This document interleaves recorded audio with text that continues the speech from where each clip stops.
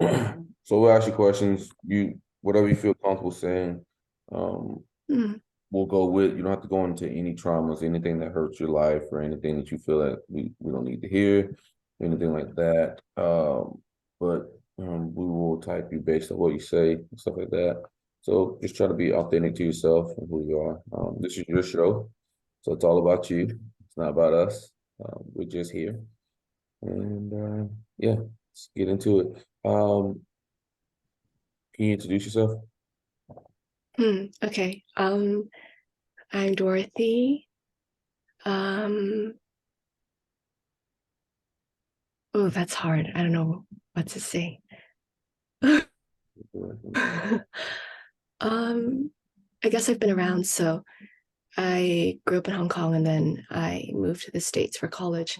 And then I moved to Korea for 4 years. I was working there. And then now I'm preparing to like move to Germany. So Mhm. there's that. And I'm figuring out kind of like, where I want to go in life, like what I want to do and stuff. I kind of have an idea, but like figuring things out as things unfold. Um, and um, in my free time, I like to make my own clothes. I like to crochet and I like to read. I think that's a pretty good one, like a pretty good intro. You say you make your own clothes. Yeah. How'd you get So into like that? crocheting.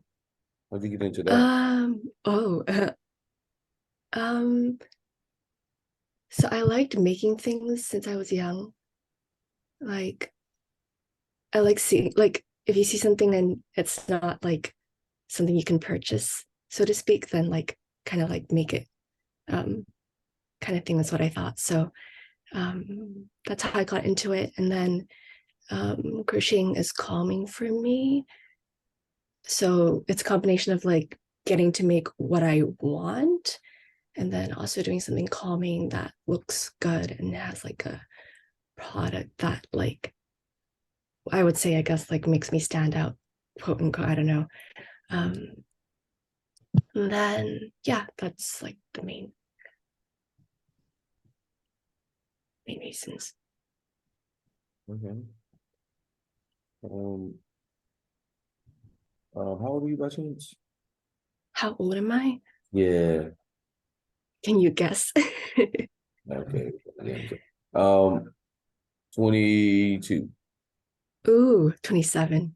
27. Okay.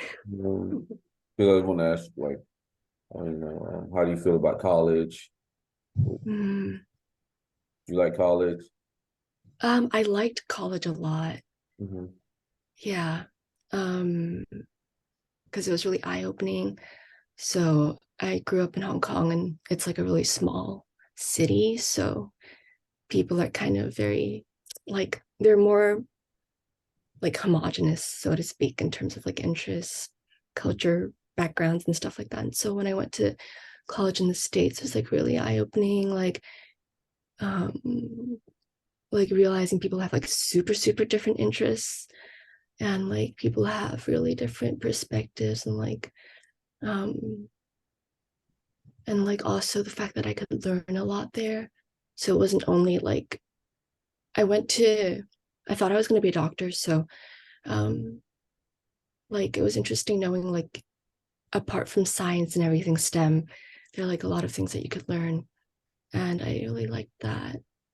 Um, so I'd say overall, like college was a really nice experience.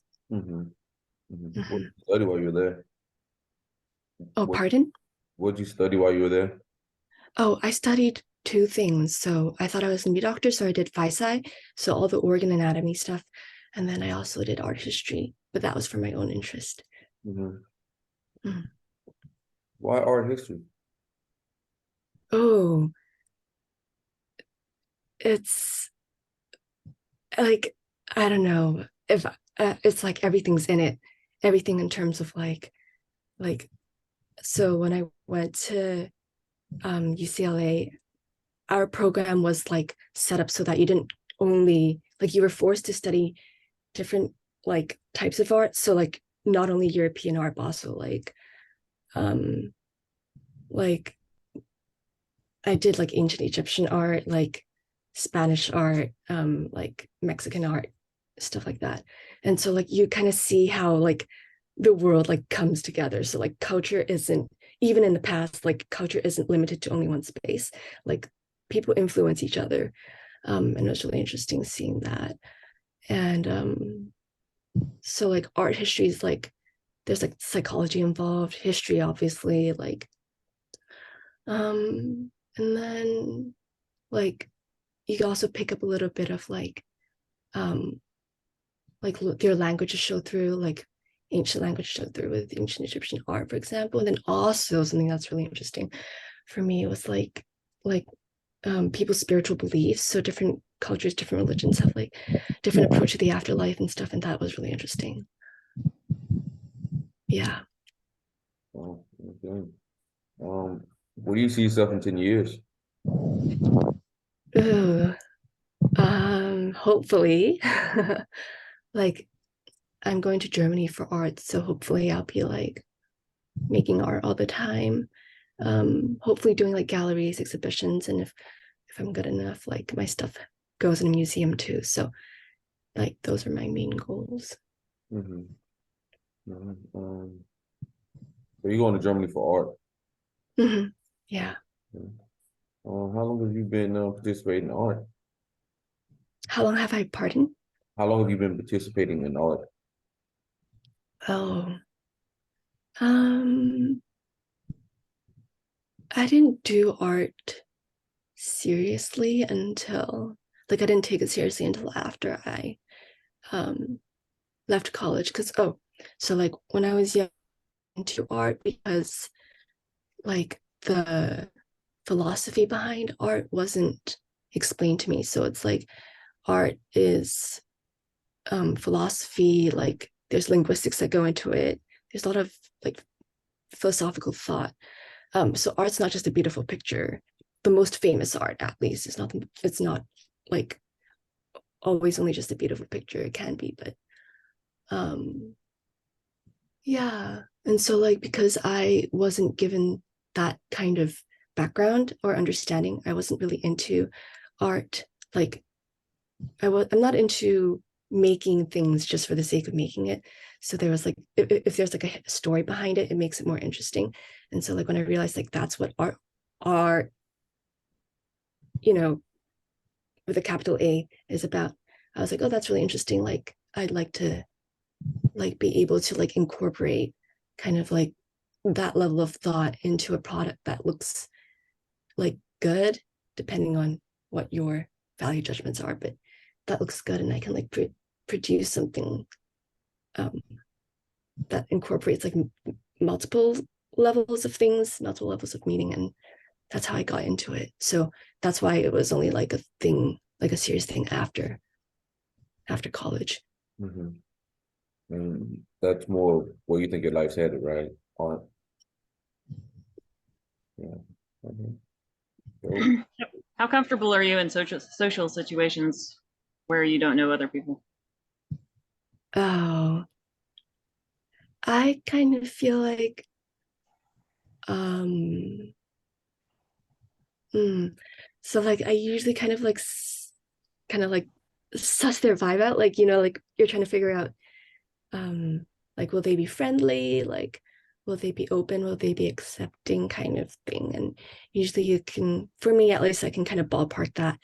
And once I've kind of figured that out, then like I'll try to be like friends with them. But usually it's kind of like if we kind of, so like I'm looking for people I'll click with easily and kind of like instantaneously. And usually that works out. So like if I can vibe someone and we click instantaneously, then I know that they'll be really good friends and we can hang out and like it'll be lots of fun. But usually like I don't interact with someone unless I've figured that out. And I would say I don't have a ton of friends, but I have like a handful of friends that I've like kept throughout my life. okay. What is Wait, sorry, pardon? What's 3 words someone would say about you? Oh, energetic, wise, and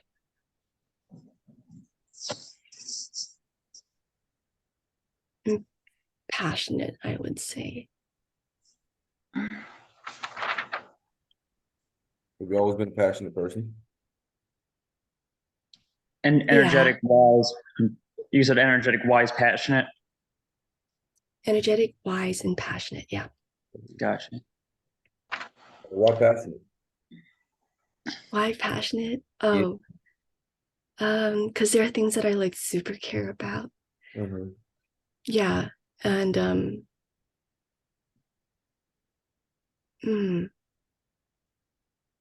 like for the things that I care about, I'm able to like kind of like talk about it in a way that's like emotional, and it like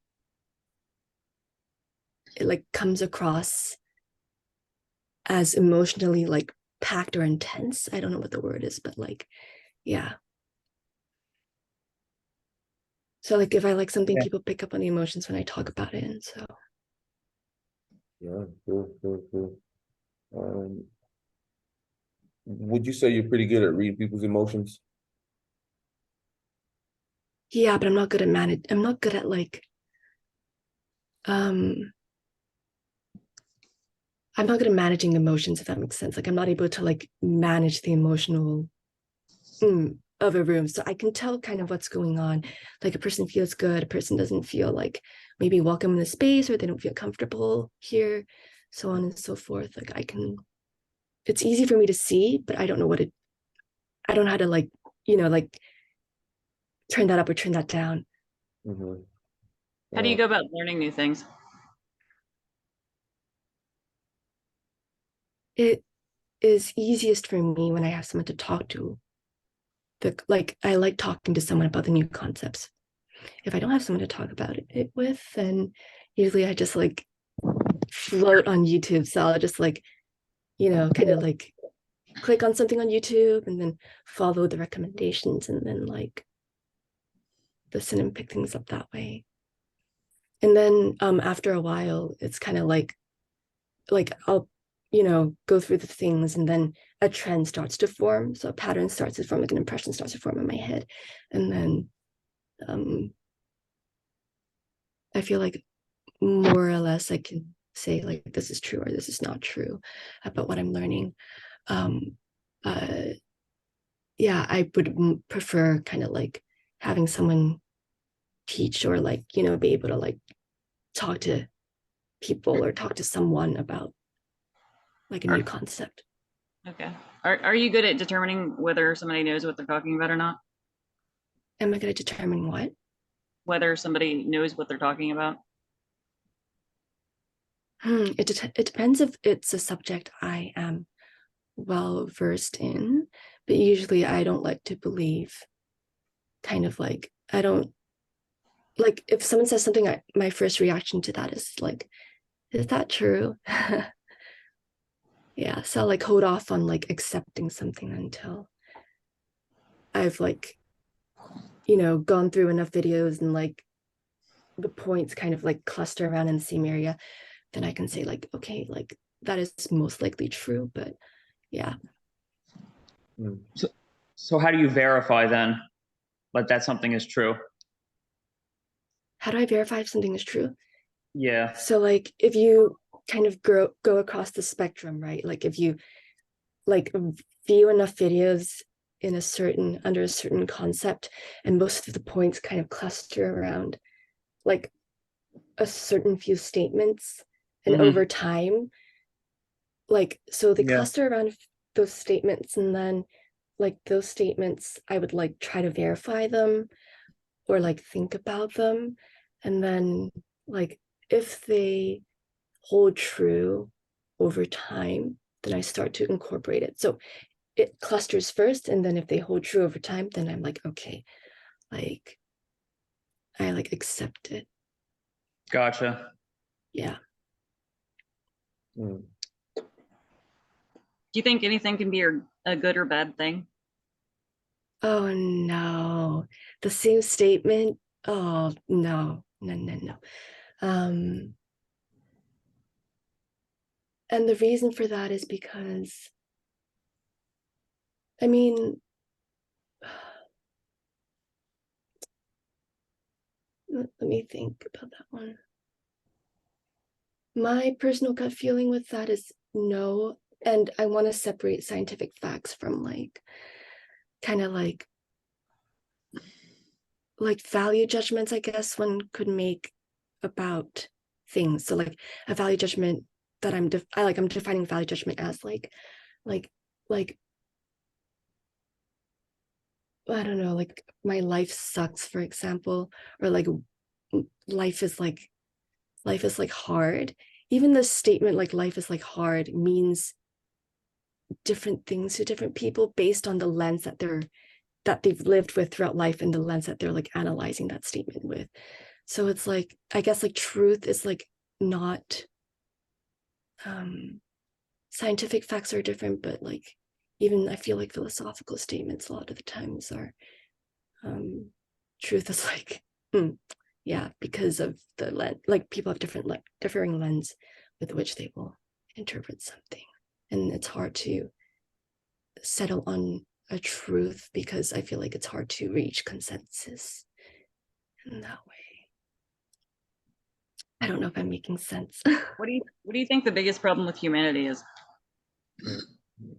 Oh, people tend to talk past each other a lot. So like, yeah, I think communication is hard or can be hard. Mm-hmm. Definitely, I agree with that. And it's a constant struggle too. You know, even as much as like some of us might know about typology, it's still difficult. Not to talk past one another. I'm kind of curious if you could live in any period of time, what period of time would you live in and why?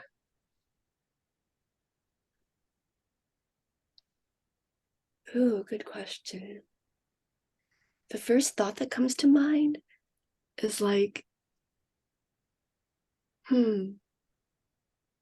don't know why I'm like thinking of the medieval times. So it's like I kind of maybe want to experience a world where it's like maybe pre-industrial revolution even. It's like, like our world is like super hyper connected and like technology is everywhere. I kind of like want to go back to a time and like see what it's like to like not have technology, like to have to live with a bunch of chickens and like like have to live in a farm, and like also kind of interested to see what life would be like in a time where like women have less rights. So kind of like in a world that's like super different and like see what that's like.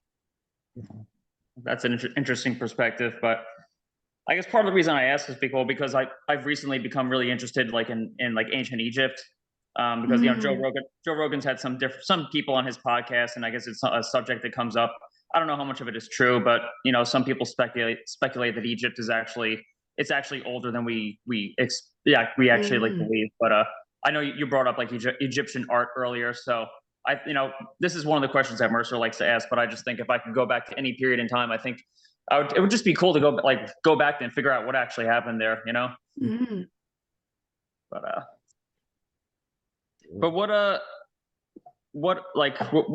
you have like favorite periods when it comes to art or? Good question. No, I don't have favorite periods.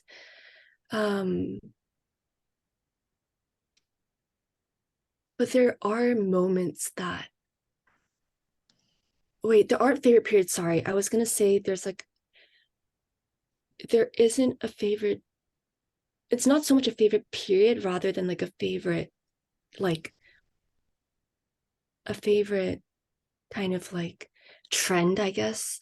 And that trend, the trend that you see is like, it doesn't matter kind of like basically like which country you're talking about. Japan, China, Brazil is like that too. So like all of the non-European countries, I think this was around in the 1800s, and this trend was like applicable to like every country. It's basically like the top artists or the most prominent artists in each country kind of like go to the West, and they're like learning like European concepts of like like art, and they're figuring out kind of like, how can I incorporate Western concepts of art to make Brazilian art or Chinese art or Japanese art modern without losing, like, our cultural roots. And like you see that in every country, and basically, and I think that's very interesting. Kind of like,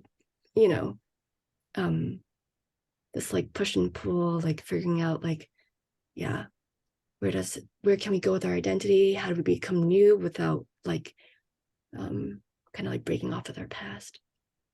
How do you feel about being told what to do? Oh, I'll accept it if it makes sense.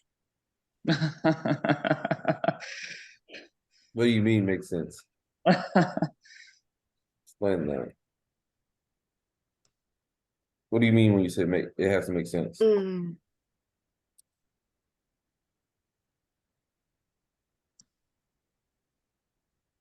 If your reasoning isn't just cause. Like, oh, I guess the better way to put it would be like, if you can give me a reasoning that like makes sense, that isn't just like a selfish, like, because you're annoying me kind of thing. And if you explain like why I have to follow a rule, and I'm like, okay, like, for example, like, oh, if you follow a traffic rule, people won't get hurt, you won't hurt somebody. And I'm like, okay, but like, if you're doing it to like, quote unquote, make yourself feel better, that doesn't sit so well with me. So like in Asian culture, for example, like saving face is a really big deal. And so like if you're telling me to behave a certain way because you want to save face, like I'm doing something that like makes you feel socially embarrassed, then I'm a little bit more like, I don't think I would follow that as readily. Okay, seems like your mask is falling off, but yeah.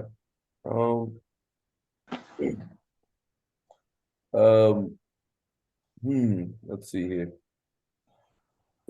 Well, outside of like family, friends, and like your obvious interests, like what do you value? Like what values do you have? Freedom. Freedom?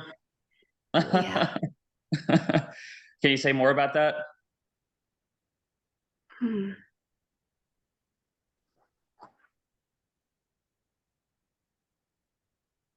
Like freedom to do what, or Freedom to freedom? experience. Freedom to experience. So like, Yeah.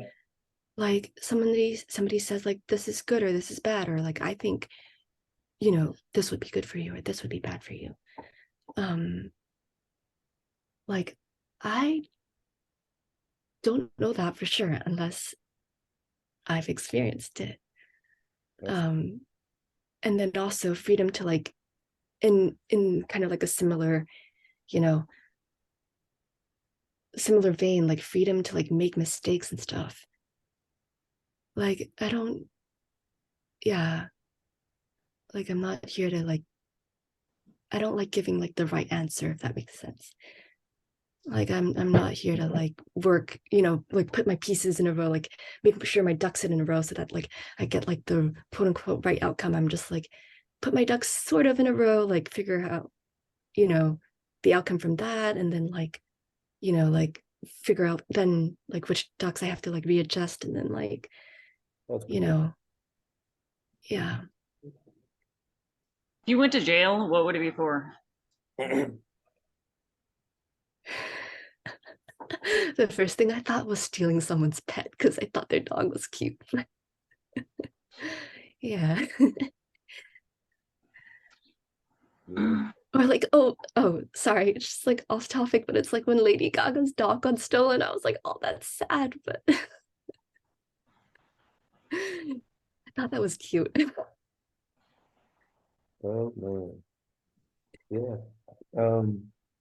If you had 3 wishes, what would they be?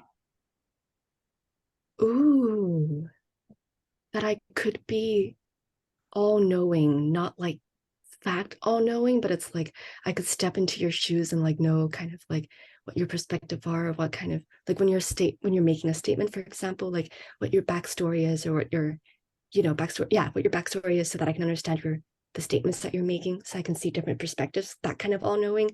It's like I can go into someone's shoes and like live their lives. And it's like I can do that for everybody. And it wouldn't take like, 50 years. If they're 50 years old, I could just see it in an instant. That'd be cool. You said 3 wishes? Three, yeah. Okay, You so got I two have 2 more.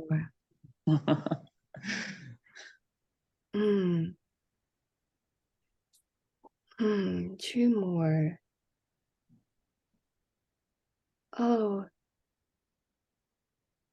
Oh my gosh, how cool it'd be to like be able to like, so if I think of a gadget or like a machine or something cool in my head, to like be able to like create that, like the Star Wars fighter thingies, like those like sci-fi, like if I could do that, that'd be really cool. You can like create fighter jets and whatever, and like and then the last one.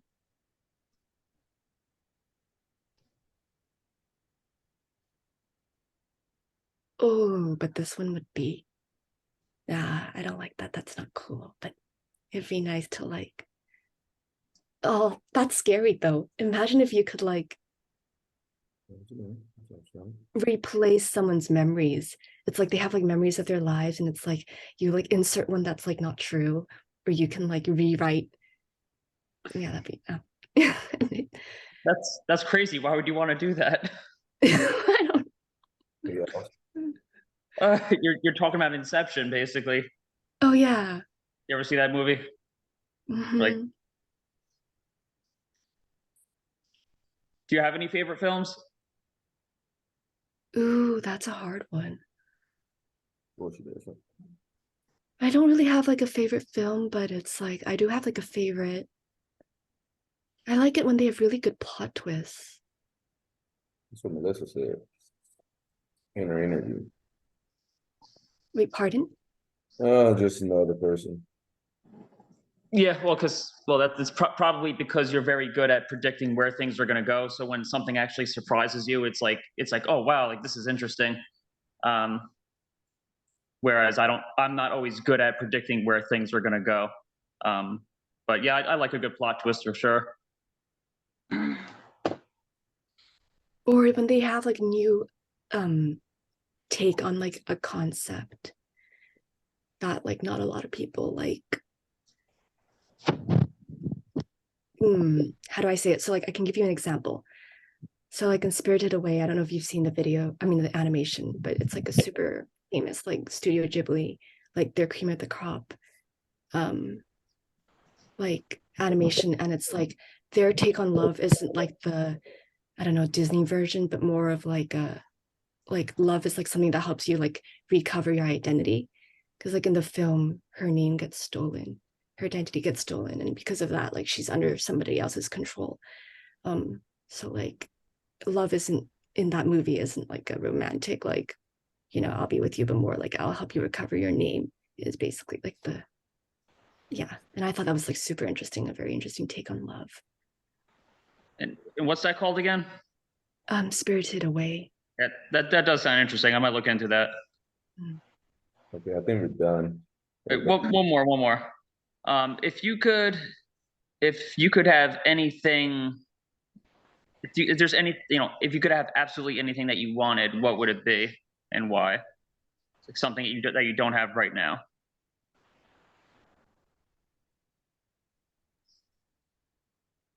Oh, that's a good question. Oh,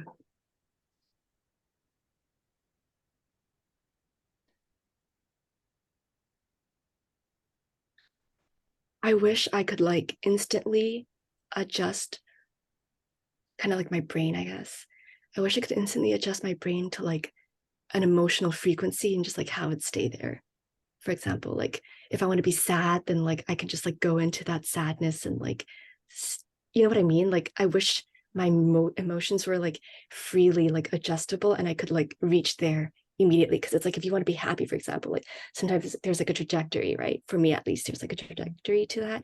I wish there weren't a trajectory and I could just be like, it'd be easy for me to like be happy and maintain that state, but it's not. What do you mean trajectory? Like, do you find it hard to access your emotions, or what exactly do you mean by trajectory? Like if I'm happy, or like if I want to be happy,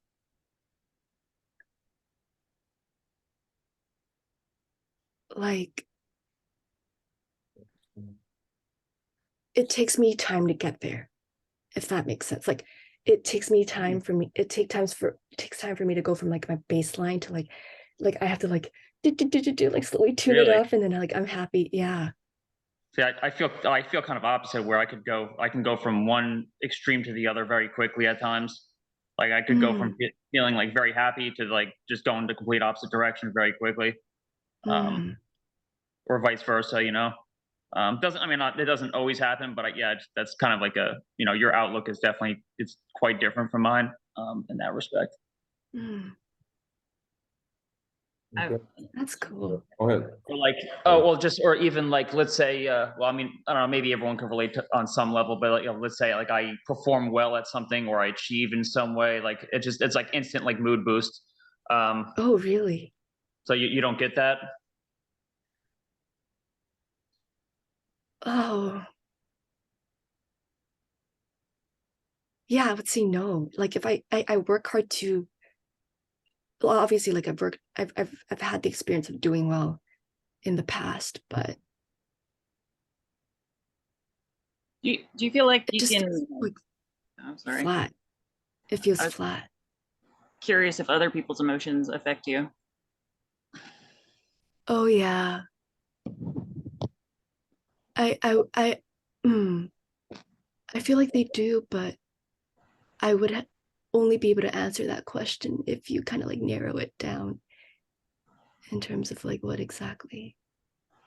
But yeah, I would say people's, generally that is true. Okay. Well, this is fun. This is interesting. I'm just go through what I wrote down. So first thing I noticed about you, the first thing you said was a progression statement. And I'll figure things out as they unfold. That's a progression type statement. It's not an outcome statement. You're initiating, you even asked me to ask a question. So that was initiating phrases you said. You're into art history, you're into philosophies, you're into ideas, you're into concepts. So that's more of an abstract realm. So already we got abstract and progression. So that would make you either NFP or a NTP. ENTP, ENFP, or INTJ, INFJ. Okay, just off that Yeah. alone. Okay, so you're talking about trends, patterns, and stuff like that, and that's more of an NE perspective. You're talking about trends and patterns that go off over time. So that's NE. So those types you eliminate off that alone. And you're informative. So you give a lot of extra. You give information. You're extra wordy. That type of thing. So that would make you ENTP or ENFP. And you are about freedom. Freedom is huge to you. Freedom to experience, freedom to do that. That's a pragmatic approach. Not to mention you actually very well when you were talking about how do you understand something is true. You went from a TI perspective. You were saying, okay, it has to logically consist together in your head, as opposed to just outside facts and whatnot. That was a TI perspective. So with that being said, you're an ENTP. Also, you don't know what's important to you at all. Well, I mean, and your feelings or whatever. That's why it's kind of like gradual for you. That'd be in that realm of FI trickster. When someone asks you like, what's your favorite movie or whatever, you're like, I just like a plot twist. That the Melissa talk, she's another ENTP. I literally, when I typed her, she said the same thing. And the same statement you said, she said the same statement. She really doesn't find like a favorite movie per se, but she just likes something that has a plot twist to it. They're really not into like knowing what's important to them, what their values or whatnot. You also talked about like your culture, or whatever. You're not gonna let people save face. It's rather pragmatic approach there. I would probably say you're an unconscious focus ETP. What I've noticed is you don't really kind of like FHI kind of run your life. You kind of got it pretty well controlled. So yeah, I'd probably say you're unconscious focus ENTP. You guys got anything you guys want to say? No, did you type yourself prior? Did I, pardon? Did you type yourself prior? Curious what you got. Yeah, I got ENFP, ENTP. So I actually found Mercer through Joyce. And Joyce was like, I don't know what you are. And she was doing the session with her friend Denzel. And Denzel was like, I think you're ENFP or ENTP, but he went with ENFP. But I don't like, I was like, ENFP, there's some things that like really, the thing that like about ENFP was like, I don't really know what values, like I know what values are, but it's like it's very difficult for me to sit down and think about them. It's like, Yeah, she tricks it. yeah, it's just difficult. Like it's hard. It's like I feel like it's important to do, but it's like once I sit down and do it, I'm like, it's all over the place. It's like, what are values? They kind of like come together. Like the terms, for example, like ethical behavior, blah blah blah. They interlink, you know. And I'm like, what's important? The terms like overlap, like, and then I thought I was FI, because it's like there are things that matter, and I do feel like, you know, I do have like an emotional response to things, but it's like when people talk about FI, it's also a little bit confusing. It's like when an FI, I've heard INF people talk about like you just sit there and like have a very well thought out kind of like FI system, and that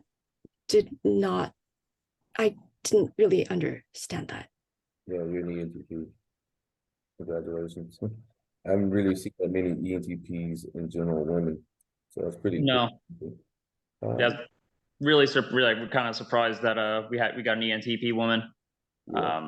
Yeah. I think initially I was kind of leaning towards ENFP, but then yeah, it became, you know, your pragmatism became clear, your lack of awareness of your own values, and I guess your use of TI, your focus on systems over your focus like versus focus on people. ENFPs are going to be more people focused or more like value or ideal focused, and like you I mean, I have to say you gave like some of the most interesting answers that I've come across. Like, you know, just very so obvious that you're abstract, like just all the things you're talking about, you're so systematic abstract with everything. You know, talking about like the things that you would bring into being, like, oh, I bring in the Star Wars ships into being, like, to me, like, I don't think an ENFP would give that kind of answer. Like, I think it's just kind of clear, like, that you're kind of, even though like you study art history and all that, which is like it's humanities, you do seem to have like a very, I guess, like systematic kind of you know, ENTP kind of outlook, you know, in terms of things that interest you, at least outside of art. Yeah, my brother's an ENTP.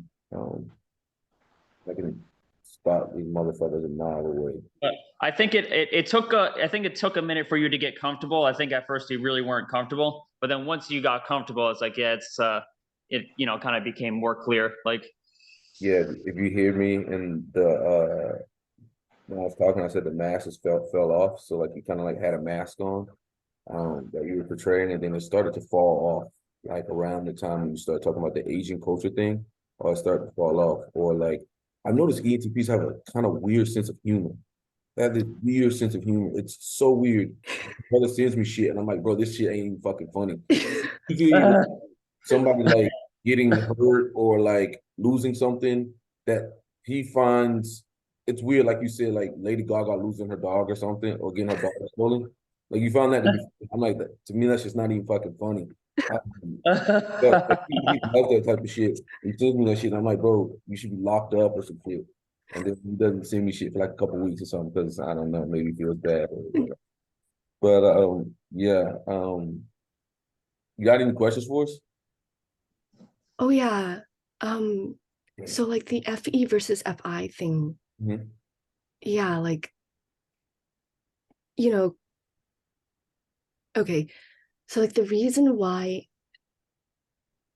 so like I always felt like I used both equally. Um, so like I just like kind of am the most confused about like the roles like FE and FI Okay, so play. what I would say is that you're unconscious focus. So that would mean that you are INTJ focused. So INTJs have a little hint of that FI so that may be the reason why you may have been confused on exactly how you are or why you gave people so many fits. It's because you are unconscious focus. Kind of like Thomas is unconscious focus, Shirley's unconscious focus. So they're kind of a little ENTP-ish to a point. I'm more INTP focused. Um, I'm unconscious focus as well.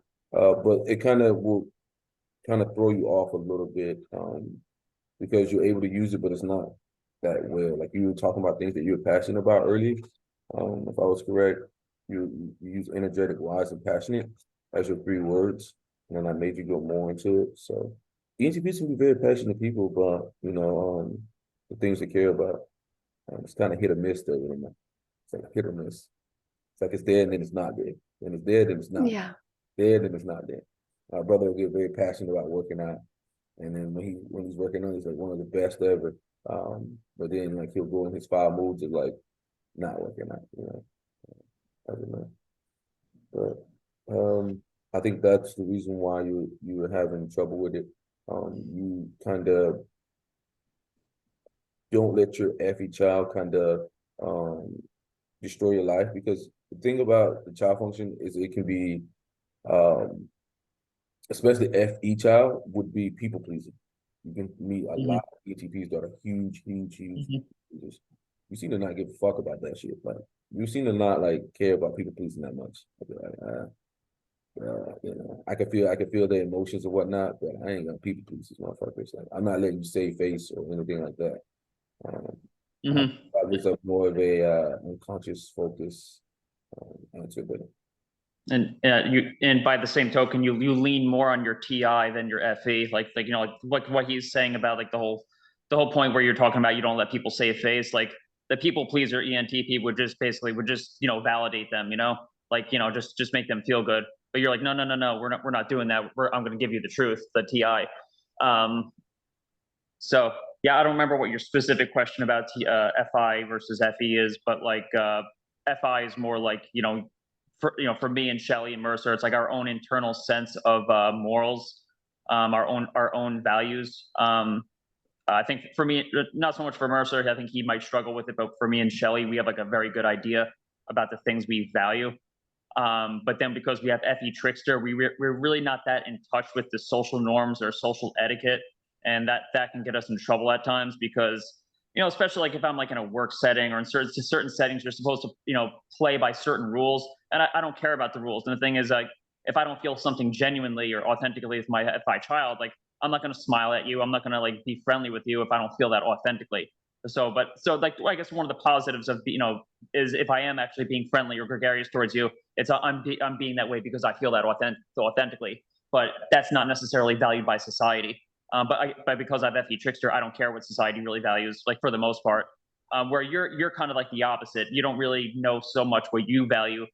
But you're very much in tune with the social norms and social etiquette and what other people value. Doesn't mean that you necessarily always follow it, but you at least understand it. If that makes sense. Yeah, that does make sense, which is why I was like, so like for example, like like Joyce is like a Ox FE because she's an INFJ. So like when she was talking about like FE in that sense, like I knew what she was talking about, like like that made sense. But it's just like I don't at all have like that kind of like I'm like I see it, I know it's there, but it's like I don't have that kind of like finesse, so to speak, with it. And it's just like that's the confusing part. It's the child function. It's your child function. It's kind of like me with my ESFP cousin with SE. Like we're on two different spectrums. Like I may like SE, but I'm not that good at it. Like I'm not like him where he can do unbelievable shit that I just cannot do. Like I may want to feel like I could do it, but it just no. It's like I just have to stop kidding myself. Like we are not even in the same realm. It'd be like the same thing with Christian with his SE. Like when we used to play sports and whatnot, Christian would pull off crazy things, and deep down inside, I wanted to do that, but it just didn't work for me, you know. And it took a lot more practice, a lot more work, and it's something that came natural to him, you know. As in, like her FE is on a way different scale than yours, so it's on a more advanced level. As in, your FE is more of a like middle of the pack to lower pack, you know. As in, hers is more advanced, so it's like FE on the highest level because it's the parent function. If she really works on it, so.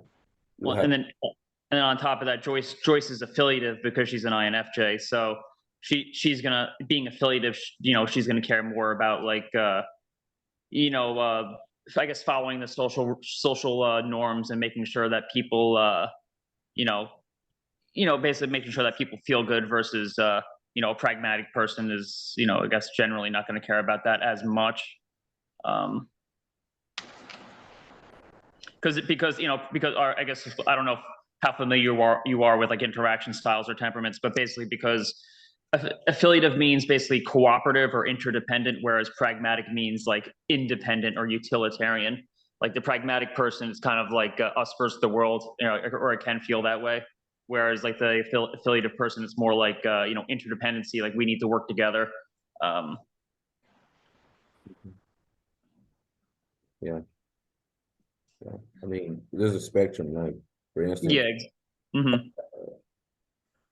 Thomas has FI child, right? So his FI child is better than my FI inferior, but it's nowhere near like an FI parent or an FI hero.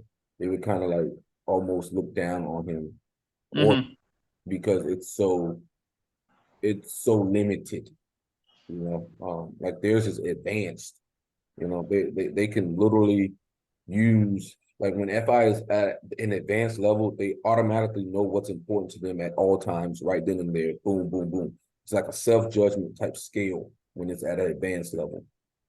So like my INFP friend will always say, you don't know what's important to you.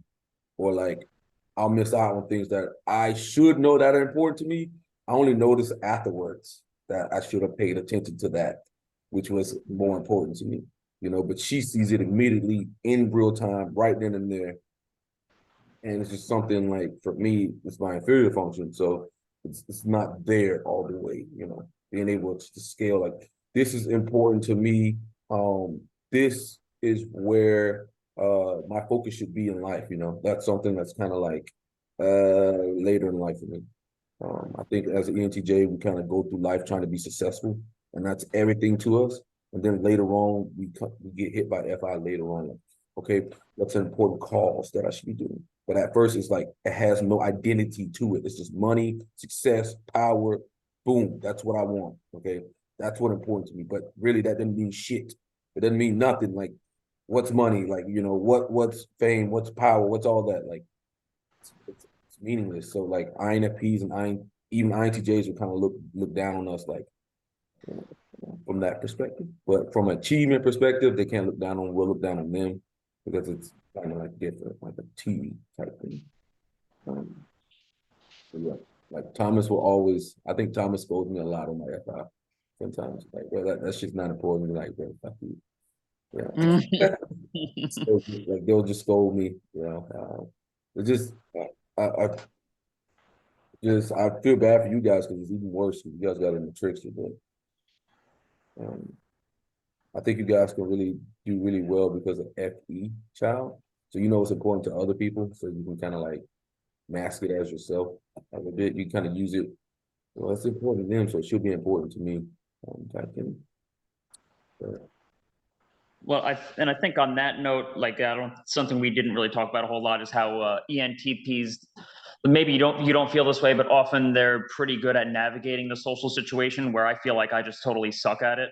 And something that, you know, there's a lot of ENTP actors, and like they're very good at wearing masks, like, you know, like Heath Ledger, Johnny Depp, Leo DiCaprio, like they're, you know, some of the best actors out there are ENTPs, and like they're able to like get into character like and just like kind of like, I guess, stay in that.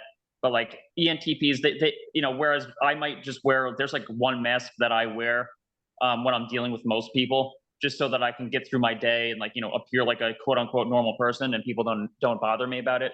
ENTPs will have like multiple different masks depending, I guess, on the situation or who they're dealing with. And because they have the FI trickster, like I guess that's like kind of like their identity. They're just able to like shift between these masks like very easily.